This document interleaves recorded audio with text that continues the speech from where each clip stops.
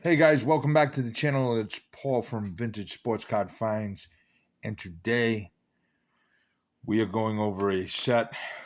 Buy I just made on eBay that I'm super excited about. Paid some decent money for it, but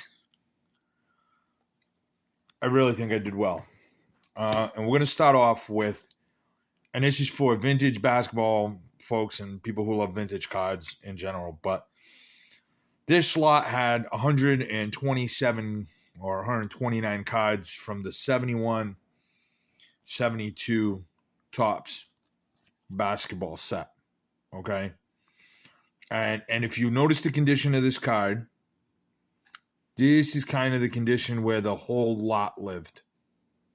All right, I'm going to slide this over just a hair to see if we can get better coloring on this. It's a little better. Okay. But we got rid of some of that glare as well. So what I want to do is start with the big hits. So the reason I bought the slot, and I did pay a decent amount of money for it, was I tried to factor in what I would want to pay for this slot and what it would cost, because it had some graded cards in the lot. So I'm going to start with the graded cards just to give you a sense of how it went. And I'm really, really stoked about this. You can let me know what you think. Was it a good buy, etc. But we'll start with this Bill Bradley in the near mint 7. This is 71 Topps.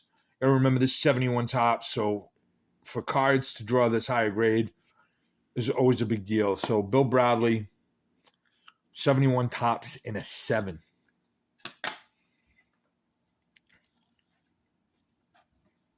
Willis Reed in a 5, in an excellent 5.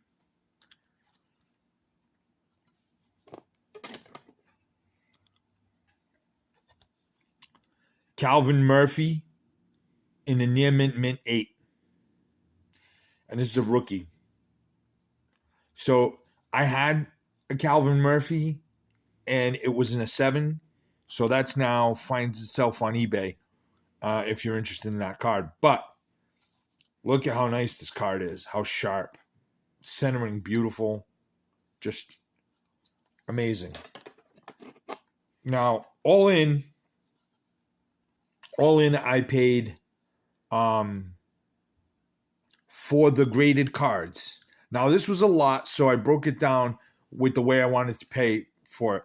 For the raw cards that came in just really nice shape, those raw cards, I just assumed, all right, I'm paying $1 a card. Let's just go with that as the flat rate. Which means the difference on these is I paid $17 and change on these cards, the graded cards. But vintage cards in this grade, for $17 a card, I don't know. I find it very difficult to be in that neighborhood. So here you go. You got Hal Greer 7.5.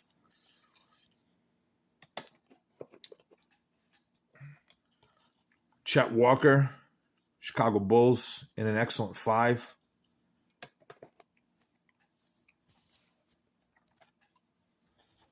Jerry Lucas, EX Mint 6.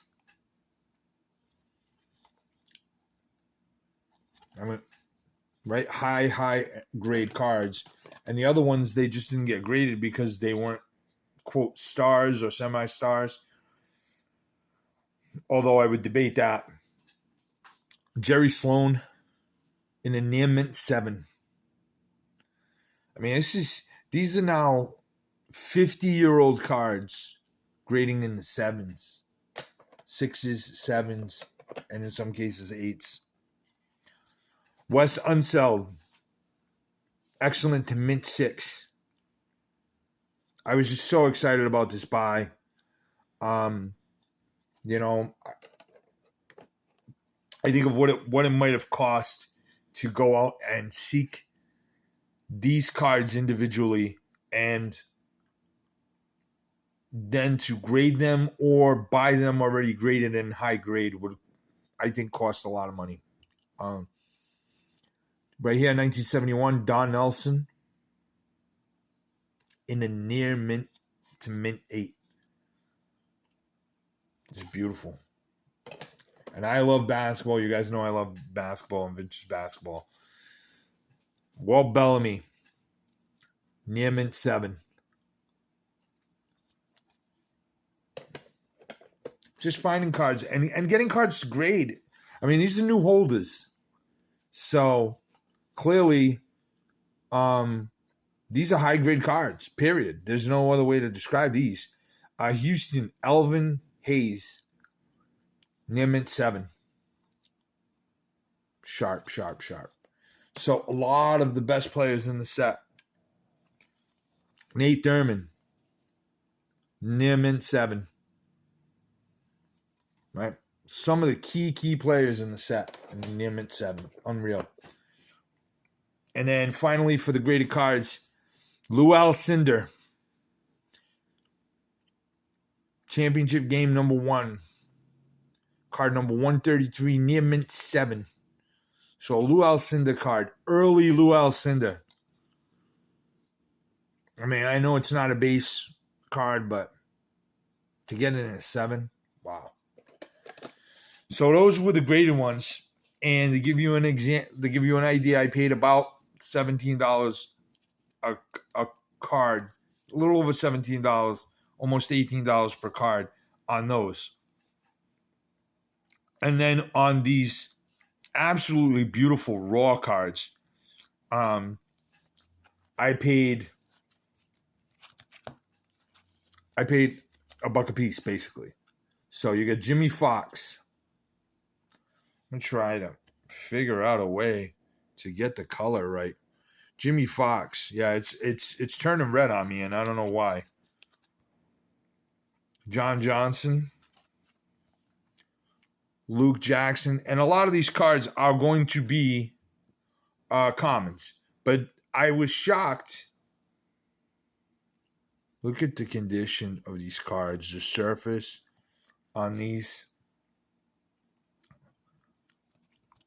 Beautiful. And I can't wait to look at these and compare them to the ones that I have in my set. Kevin, Terry Dischinger. Now, like I said, most of these common. Most. But Rick Adelman. Adelman. That's how I always said it. Rick Adelman. Beautiful card. Look at that. No, it's got some of the tops, fish eyes and that sort of thing, but can't really do much better on those cards. Clyde Lee. Jerry Chambers. Fred Carter. I mean, this is a good chunk of the set, too. Tom Borwinkle, I believe he's a Hall of Famer. John Block. And then, of course, no duplication in the set at all. Dick Barnett. The color so sharp on all these cards. Henry Finkel, Boston. Norm Van Leer. Another tough card. Better player. Bobby Lewis. Bill Hewitt. Walt Hazard. Happy Hairston. And George Wilson. And there's more big names to come, for sure. Lucius Allen. Jim Washington. Erwin Mueller. Or Muller. Or Miller, if you go by the third baseman of the Red Sox. Had the same spelling on that. A lot of commons here, or what, and I hate using the word commons because I get beat up in the comments sometimes for saying that, but we got to refer to the guys who are not listed in the book necessarily as something, and the book refers to them as commons. So obviously nobody who makes it to the NBA or Major League Baseball is common in any way, shape, or form. So obviously they all are very skillful players. Bob Rule, Jim McMillan, just some great looking cards. Bob Boozer, another great card right here. Bob Love, look at that, old school. Portland, Claude English. That headband, it's got ABA written all over it, baby. Buffalo. Dave Stallworth, look at the color on that, just jumping off the card. Joe Ellis. Here's another good one. Paul Silas. Another tougher card that I'm basically picking up for $1. So any way, shape, or form you want to look at it, if I say, all right, then, I paid $2 a card for the raw cards, then the price gets cut in half on the graded cards. I paid $9 for those. So it's kind of how you look at it. But in the bottom line, I looked at it as, this is what I would normally pay for cards that were raw, like $1 a piece. So that's how I tried to set it up. And then go from there and then say, all right, well, here's the difference with shipping and taxes and everything already factored in. What was the difference? And that tells me how much I paid for those graded cards. And it's just, if I saw these cards, these raw cards at a show in this condition for $1 a piece, I'd take them. There's another good one. JoJo White. Look at that card. Beautiful. Beautiful. David Sorensen. Just some great cards. I know this video is going to be a little bit longer, but I'm really excited. KZ Russell. Another big name player. Another big namer. John McLaughlin.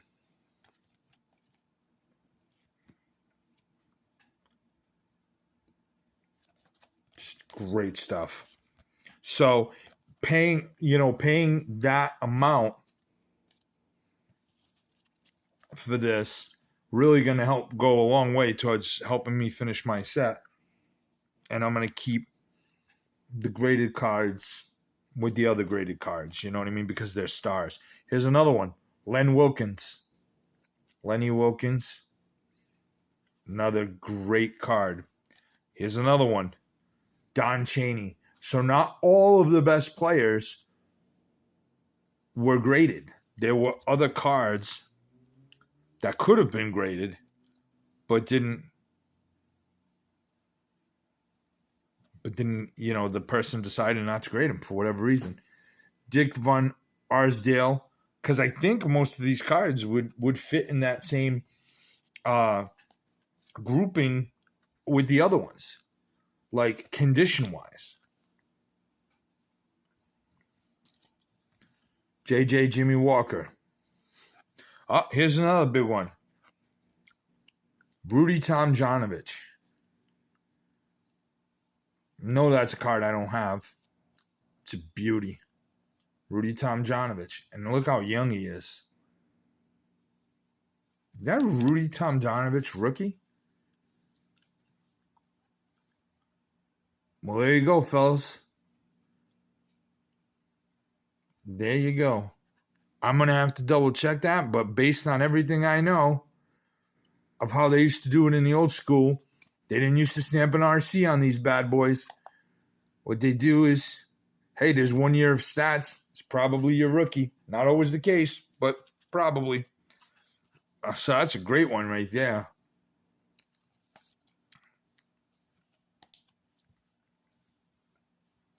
And good on the seller. I mean, like, look at how what a great job. They sent these cards each individually in a card saver.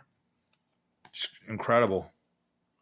Just to make sure they got there in one beautiful piece. Very well packaged and shipped. Just great stuff.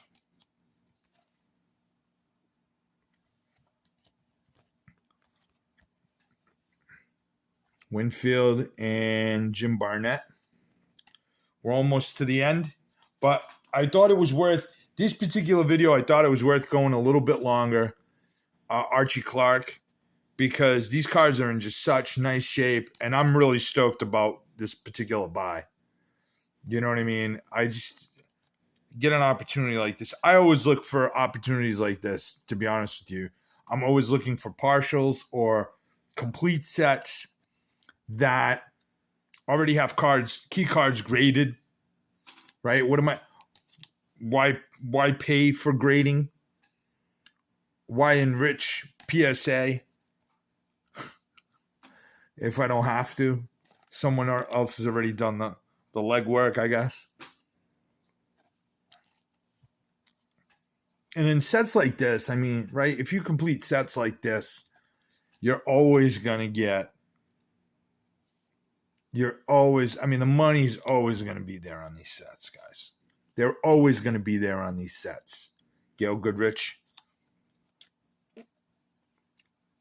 I just saw a 1975 Topps football set in nice grade, Herm Gilliam. 1975 Topps football set. Nice grade. A lot of key rookies in that set. It's a very sought-after set, especially from the mid-'70s. And I'm thinking, all right, this set's nice. I followed it on eBay, and it was an auction, and I expected it to end, I don't know, I figured like maybe $500. It sold for over $1,000. It sold for over $1,000, and great. Listen, whoever invested in that set did well. Person who's buying it is going to do well, because the set did look like it was in incredible shape. And here's the last handful of cards. Bob Weiss, Greg Smith. Vintage will always be there.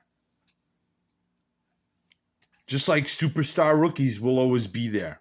But vintage, right? They're not making any more 1971, 72 cards.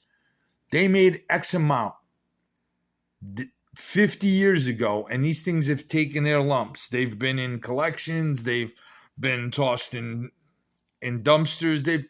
Right? There's only less and less of them every year.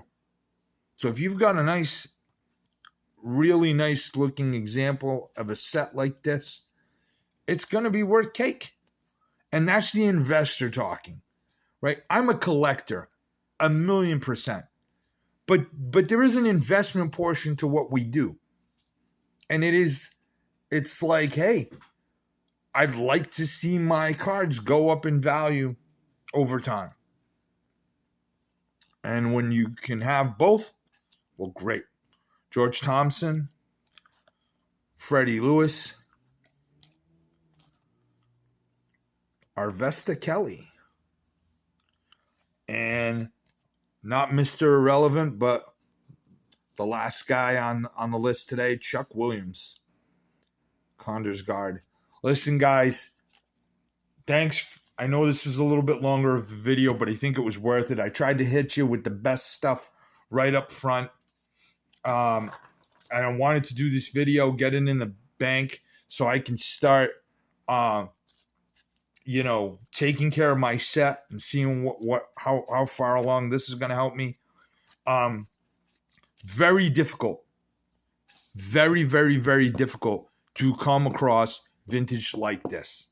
Vintage basketball, vintage hockey like this, even vintage football like this. Very, very difficult. There was more baseball made, right? In the 60s, even in the 50s. They were making more of that stuff. So the sheer numbers tell you that they're more likely to have, there's more sheer numbers have survived of baseball because they made more of it. Basketball and these other sports, very difficult, very hard to come across this stuff. I talk to dealers all the time and they tell me the same thing. It's very hard to keep this stuff in stock. I don't know how they do it on some of these apps where they just constantly got this stuff flowing in.